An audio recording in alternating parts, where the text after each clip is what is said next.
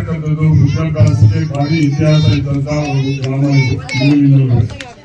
ಇಲ್ಲಿ ಓದಂತವರು ಫಾರಿನಲ್ಲೂ ಕೂಡ ಭಾರಿ ಚೆನ್ನಾಗಿ ಭಾರಿ ಬದುಕಾಗ್ತಕ್ಕಂಥವ್ರು ಮನೆಯಿಂದ ಓದಂತವರು ಇದಾರೆ ಅಂತ ಹೇಳಿದ್ರೆ ಯಾರು ತಪ್ಪಾಗಲ್ಲ.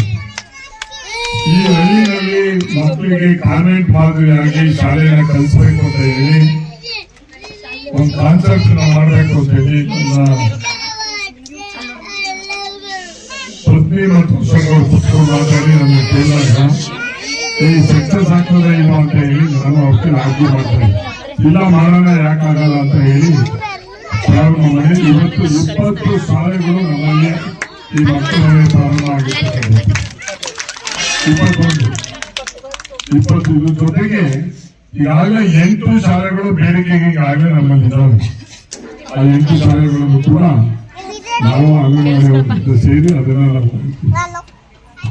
ಇದು ವಿದ್ಯೆ ಯಾಕೆ ಕಲಿಯಲೇಬೇಕು ಅಂತಂದ್ರೆ ಕದಿದೇ ವಸ್ತು ಯಾವ್ದಾದ್ರು ಜಗತ್ತಲ್ಲಿ ಇದ್ರೆ ವಿದ್ಯೆ ಮಾತ್ರ.